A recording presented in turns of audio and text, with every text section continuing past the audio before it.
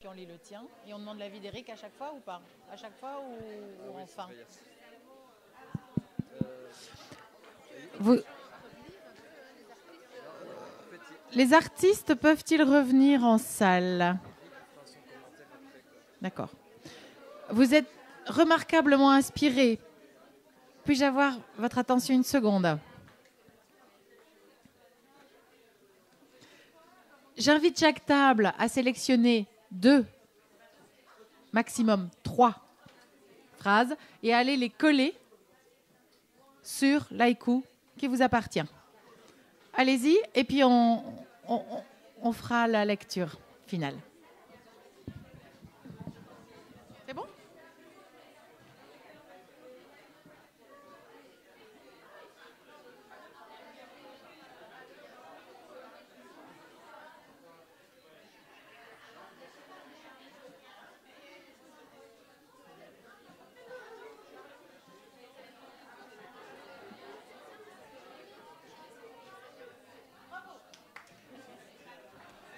On verra après.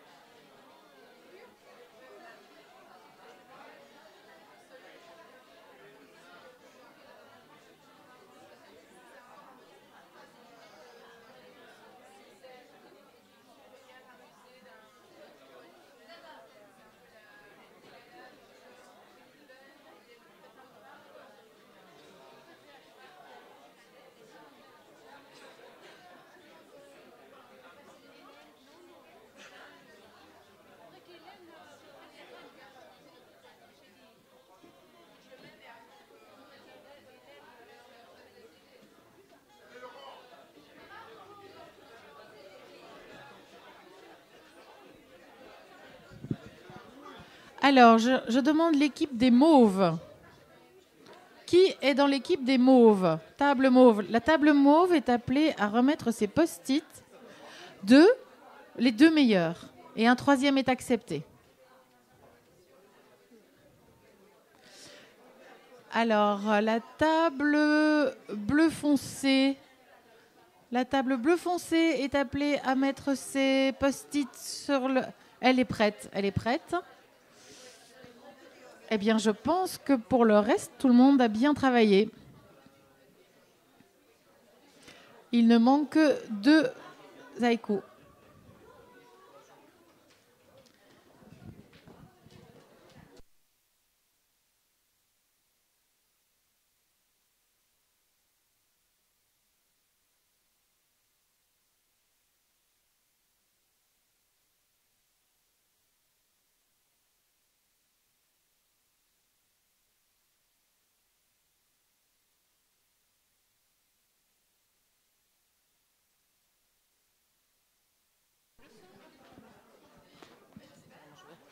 Allez, jusque-là. Je dois faire tout le tour.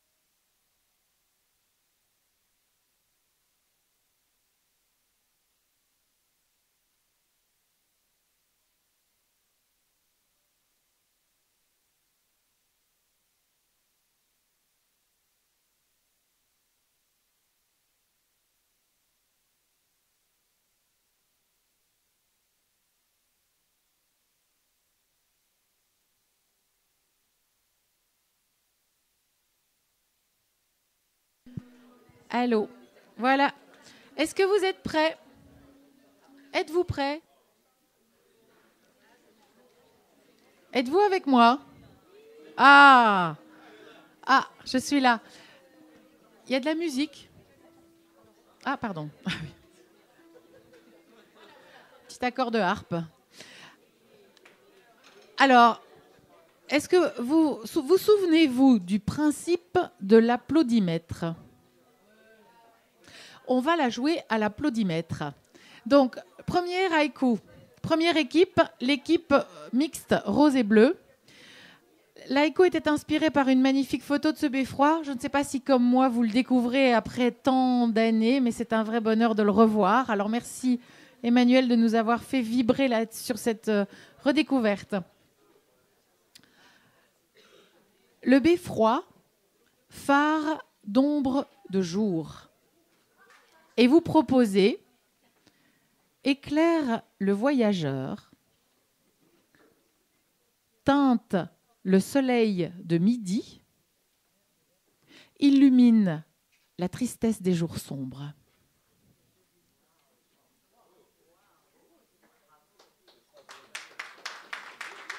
Ah, il y a un applaudimètre pour le troisième directement. Je vérifie. Attends, j'ai mon maître. On applaudit pour tout. Alors, éclaire le voyageur. Première proposition. Teinte le soleil de midi. Et retiendrons-nous, illumine la tristesse des jours sombres. Ouais. Bravo. Alors, voulez-vous connaître la proposition d'Emmanuel? Allez, Emmanuel, peux-tu dévoiler? Donc je rappelle qu'il n'y en a pas un qui est meilleur que l'autre, c'est vraiment collectif. Moi j'avais écrit « Le beffroi, phare d'ombre de jour, la nuit, puis de lumière ».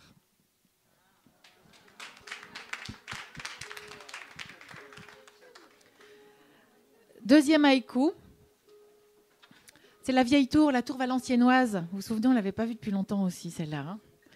Alors, sur la vieille tour, la lumière réverbérée. Vivre un changement? ou alors seul, solitaire, perdu, déconnecté.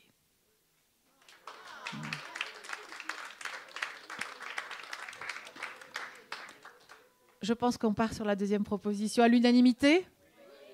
Deuxième proposition à l'unanimité. Bien joué. Oui. Oui, bah, s'il y a quelqu'un qui n'est pas content, il n'a qu'à le dire.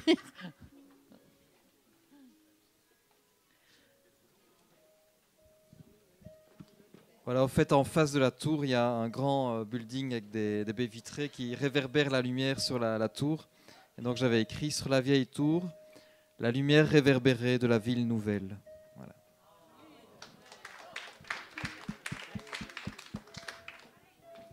On continue ? Alors, équipe mauve. Chahuteuse, on parle de Sainte-Vaudreuil. Chahuteuse de nuages, la flèche de la collégiale. Riait de toutes ses dents. Sopraneuse de rêve. En compétition avec le brin d'herbe.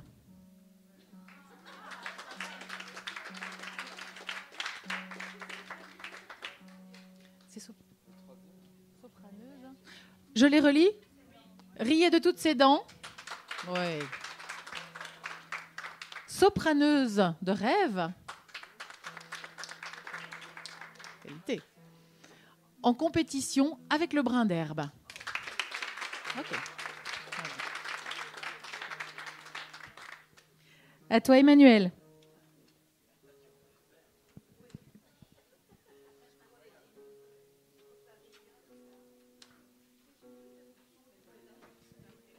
Voilà, ici c'est une allusion à la légende des anges de Mons, donc les archers, les anges archers.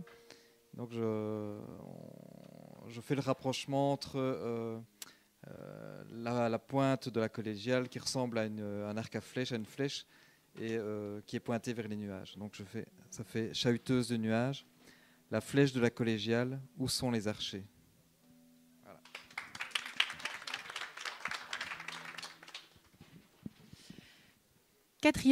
Quatrième haïku, l'équipe bleue, l'équipe avec laquelle je suis pour l'instant. Sur l'autoroute tout le jour, la procession des fourmis, au rythme du tambour, ballet infernal de la vie.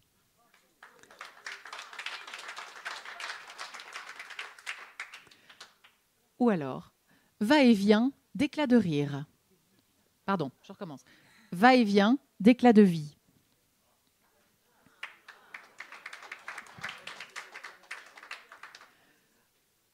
Sous le regard rieur de notre étoile millénaire. Le choix ne sera pas facile. Proposition numéro 1. Donc, je répète, sur l'autoroute, tout le jour, la procession des fourmis au rythme du tambour ballet infernal de vie. Va-et-vient d'éclats de rire.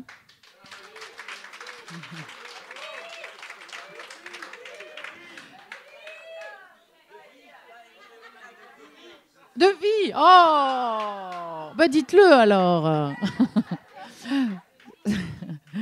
Sous le regard rieur de notre étoile millénaire. On retient la proposition d'éclat de rire. Non, de vie. Ah, non, je t'ai fait exprès cette fois-ci.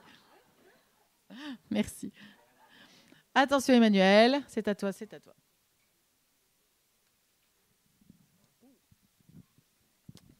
Voilà, donc ici, le troisième vers est un peu surprenant. En fait, j'ai pensé à ça quand j'entre dans Mons en passant devant Warroquet. Et donc, il y a la statue d'Hermès qui accueille les voitures qui s'engouffrent dans Mons. Et donc, ça fait sur l'autoroute tout le jour la procession des fourmis, donc procession comme une procession religieuse, hymne à Hermès.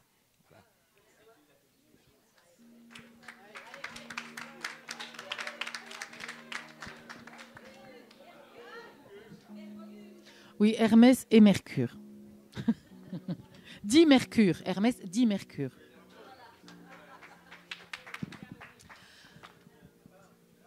Devant le palais, l'arche de bois, arme coince. C'est bon, ça.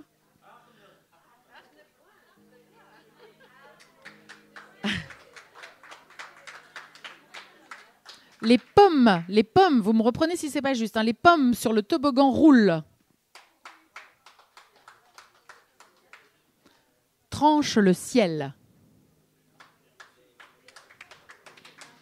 Devant le palais l'Arche de Bois, Arne coince. Devant le palais... Devant le palais l'Arche de Bois, les pommes sur le toboggan roulent. Devant le palais l'Arche de Bois, tranche le ciel. Ah, Arne coince. Arne coince, ça gagne.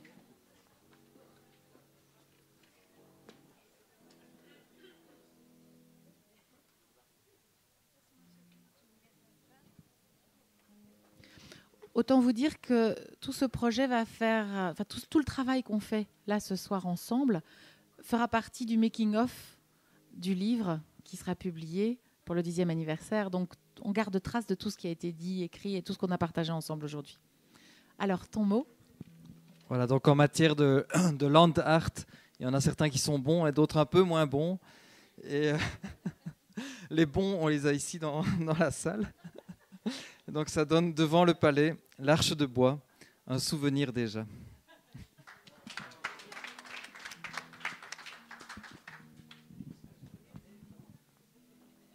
Attends, j'ai besoin du fil. Françoise, tu es sur le fil. De l'horloge lumineuse de l'hôtel de ville soutient le temps des passants. Me transpercera de son rayon vénéneux. Brille tel un phare dans l'abîme. Oui, on peut les refaire. L'horloge, on les refait. L'horloge lumineuse de l'hôtel de ville soutient le temps des passants. Me transpercera de son rayon vénéneux. Brille tel un phare dans l'abîme. Ah oui, on recommence. L'horloge lumineuse de l'hôtel de ville soutient le temps des passants. Ouais. Bon, l'horloge lumineuse de l'hôtel de ville me transpercera de son rayon vénéneux. C'est toujours la même.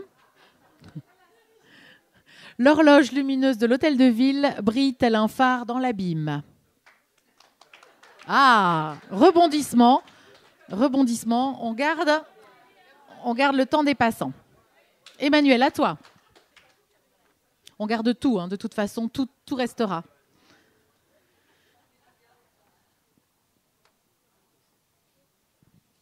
Je crois que c'était à l'époque de l'éclipse. L'horloge lumineuse de l'hôtel de ville. Éternelle pleine lune. Voilà. Merci. Les 4 derniers. Table bleue foncée, où est-elle? Ah, elle est là. Ah. Oh. Sur le mur de la prison, l'arbre à papillons. Dedans, ça pique. Sur le mur de la prison, l'arbre à papillons, dans les cellules... Oh, je ne sais plus. Ah oui, pardon, je recommence. Sur le mur de la prison, l'arbre à papillons, dans les cellules, la surprise n'était pas bonne.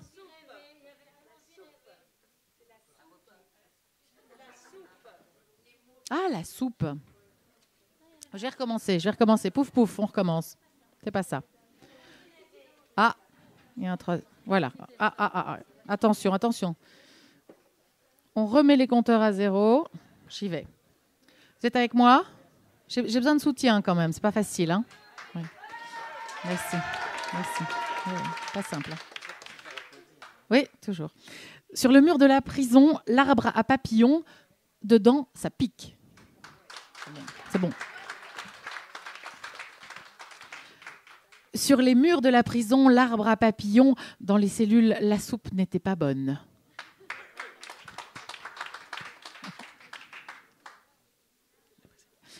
Sur le mur de la prison, l'arbre à papillons taquine le prisonnier.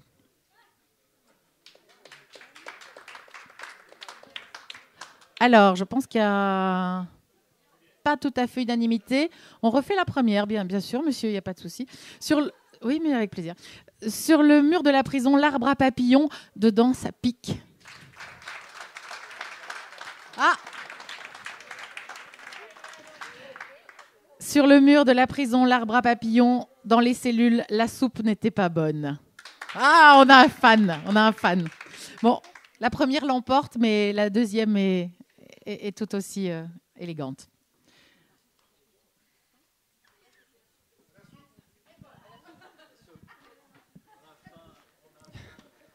Voilà, donc moi, je n'avais pas vu ça comme quelque chose qui toisait, qui était un peu méprisant à l'égard des prisonniers, mais plutôt comme un signe d'espoir. Et donc ça donnait sur le mur de la prison, l'arbre à papillons refleurit au printemps.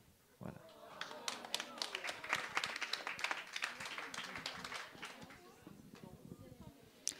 À quatre pattes dans le sable pour ramasser des... Oui.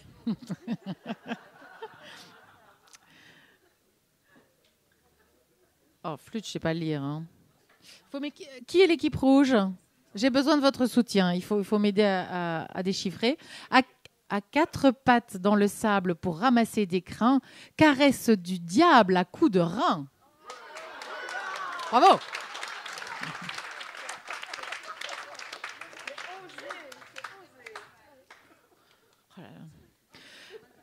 À quatre pattes dans le sable pour ramasser des crins, pour affronter la houle du matin, tel le dieu. Ah, pardon, merci. Tel le vieux murin. Marin. Okay. Je recommence, pouf. À quatre pattes dans le sable pour ramasser des crins, pour affronter la houle du matin, tel le vieux marin. À quatre pattes dans le sable pour ramasser le crin, perdu par l'équin pour en devenir devin. Perdu par l'équin, vous me corrigez si l'équin, le côté équin donc. Hein.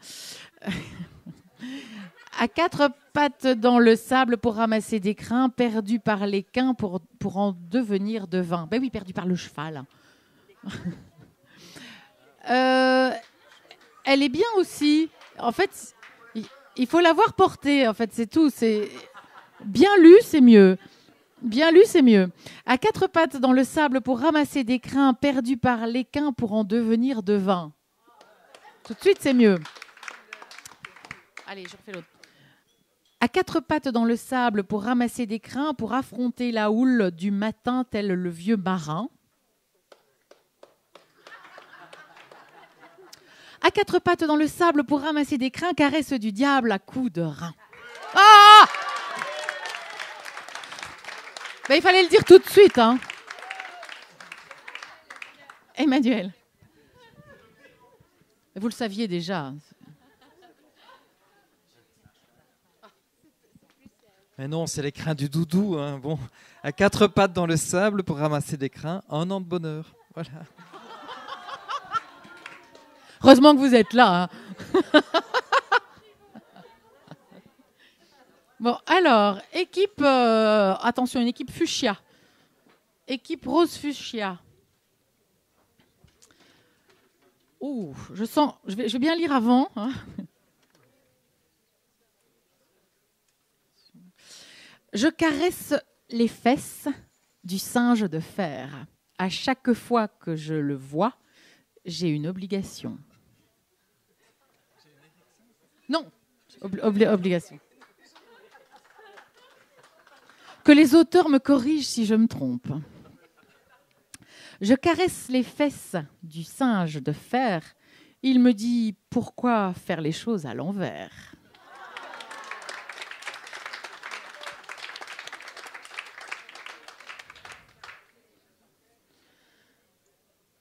C'est pas facile à lire, hein.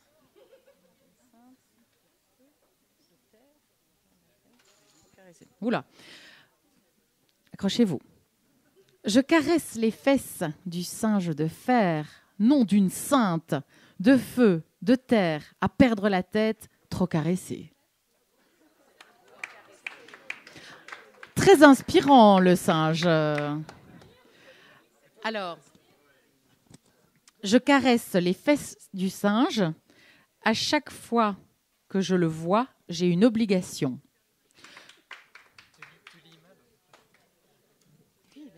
Vas-y, toi. Arrête. Je caresse les fesses du singe de fer. Il me dit, pourquoi faire les choses à l'envers? C'est ça là. Vendu, vendu. C'est bon. Maître, qui dit mieux?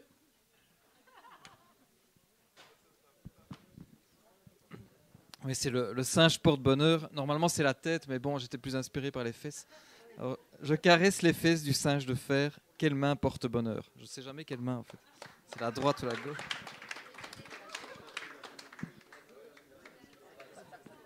No comment. Dernier haïku.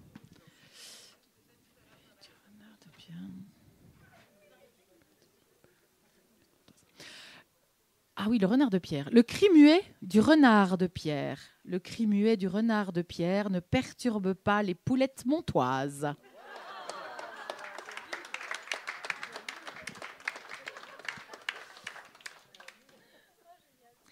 Le cri muet du renard de pierre glace mes vertèbres. Je le voudrais écrit sur ma pierre.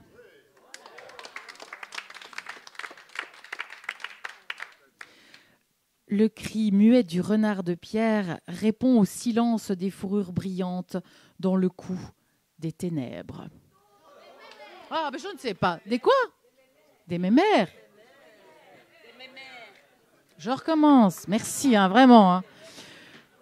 Le cri muet du renard de pierre répond au silence des fourrures brillantes dans le cou des mémères.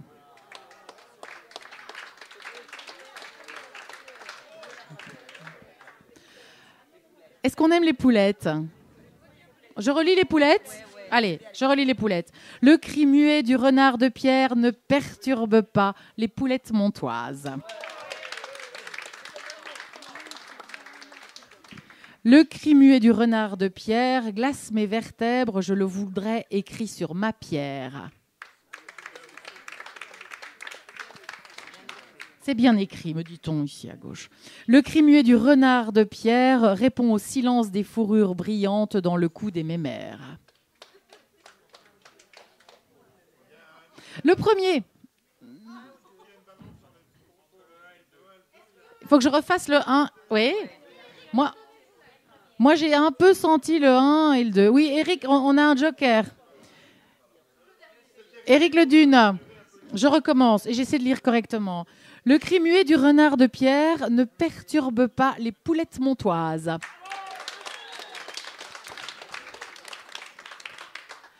C'est le dernier du livre, hein, c'est le dernier haïku du livre. Le cri muet du renard de pierre glace mes vertèbres, je le voudrais écrit sur ma pierre.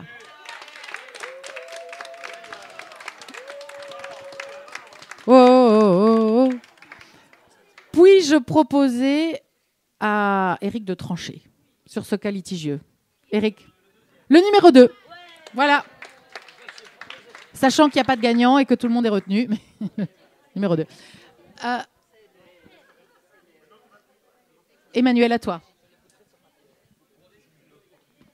Voilà, ce qui m'avait frappé ici, c'est que c'est un renard qui s'enfuit, poursuivi sans doute par des méchants chasseurs. Et donc j'avais écrit le cri muet du renard de pierre, fouillard immobile.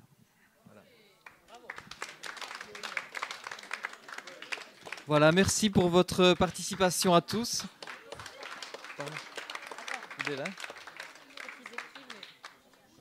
Merci pour votre participation à tous. Eh bien, la troisième phrase, c'est quoi? On recommence tout. Non, je voudrais juste que vous ayez veillé à écrire vos noms et prénoms parce que comme tous les noms des créateurs de cette 10e édition du livre de Warda seront repris dans le colophon, donc écrivez bien vos noms lisiblement, s'il vous plaît, pas comme certains sur les post-it. Françoise, un mot à ajouter peut-être? L'exposition est ouverte. Ça marche Je parle du buffet? Voilà. Non, parce qu'on a la musique maintenant. Ah oui, pardon.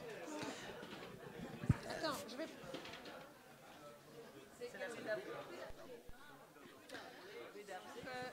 Hélène me passe la main, merci. Donc, effectivement, comme elle vous l'a dit, mettez bien vos noms, prénoms, enfin, tous vos coordonnées sur les papiers. C'est très important pour nous et pour vous inviter, évidemment, lors de la publication du livre.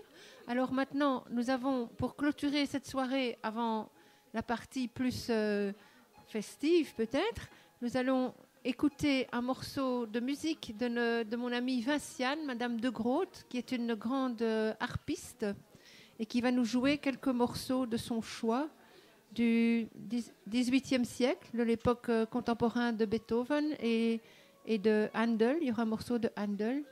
Et donc, Clint et Vinciane sont des grands amis aussi. Clint est sud-africain. Il est venu épouser une Belge ici, en Belgique. Et il est lui-même chanteur d'opéra. Il est contre-ténor et il voyage dans le monde entier. Et on a la chance de l'avoir avec nous ce soir. Et donc, voilà, je vous demande d'applaudir Vinciane.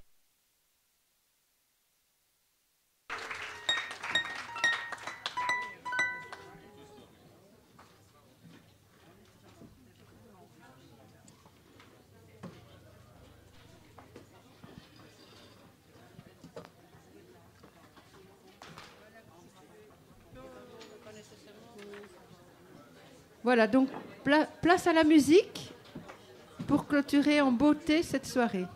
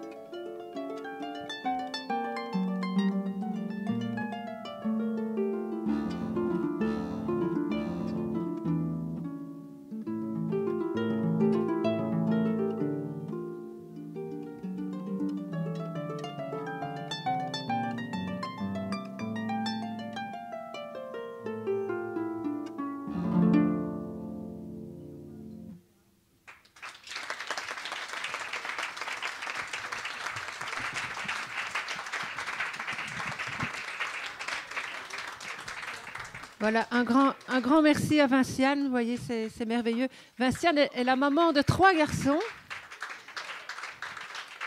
Elle donne cours dans 2 ou 3 académies différentes et elle trouve encore le temps. En plus, elle a un potager. Donc, c'est une femme très active.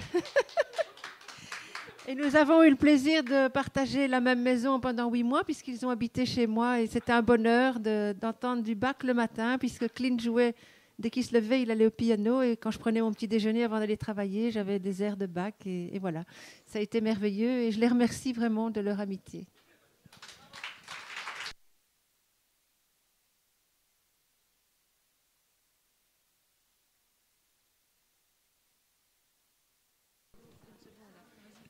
Je voulais quand même dire que Warda, c'est quand même une équipe. Et finalement, je ne fais plus grand-chose. C'est surtout Isa où est-elle, Isa? Elle est là-bas, elle est dehors. C'est Isa, Sylvie, qui sont quand même un petit peu les chevilles actives. Filippo, qui est le président. Emmanuel et Serge, notre webmaster. Donc voilà, c'est une équipe active et nous vous remercions de votre amitié, de votre présence et de vos encouragements.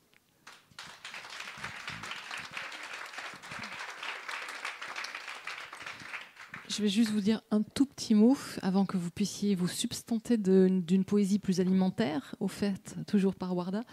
Il y a Philippe Jacotet, qui est un poète français, qui a cette magnifique expression pour parler de la poésie, où il parle de l'indispensable inutile. Et c'est très beau de vous voir aussi nombreux ce soir être en travail autour de cette question de l'inutile. Cette poésie, cette respiration, cet espace vide dont on a besoin et qui est passablement secoué ou fragile de nos jours. Donc voilà, pour nous, c'était des moments importants et je vous remercie d'être venus. Je voulais juste vous dire une petite chose. Vous pouvez trouver le programme de la Guinguette. Je ne vais pas vous en parler, ce n'est pas mon objectif ce soir, mais je voulais vous faire un petit clin d'œil, puisqu'on est très amoureux des instruments à cordes et qu'on a reçu ici un violoncelliste magnifique qui s'appelle Nicolas Deletaille, qui a joué du Aldo Plato, qui est un compositeur contemporain montois.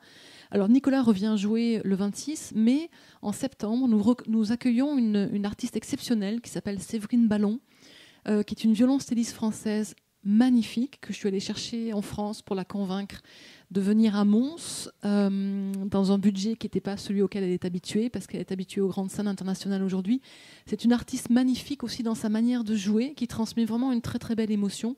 Si vous avez envie, que vous êtes amoureux de cette musique-là et de cette question du contemporain, on a appelé cette soirée, et c'est la dernière en fait, après Warda, ça conclura le cycle des rencontres, mais c'est en septembre. On a appelé ça Contemporain, je t'aime, moi non plus, pour rappeler qu'il y a eu des grands compositeurs et des grands poètes qui sont passés à Mons, qu'on a un peu tendance à les oublier. Et plutôt que de leur rendre hommage à eux, on a eu envie de donner carte blanche à la composition musicale contemporaine d'aujourd'hui. Et donc, c'est Séverine Ballon qui a accepté de venir jouer. Et si vous avez un petit moment, vous n'oublierez pas, je pense, cette rencontre. Voilà, merci, je vous souhaite une très belle suite de soirée.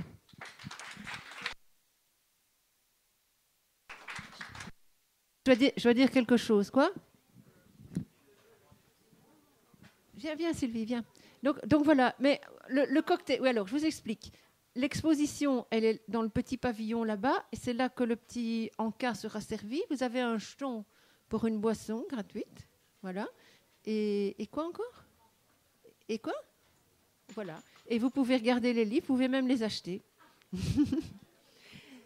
Ce qui est important, c'est de nous laisser une trace de vous. Merci beaucoup.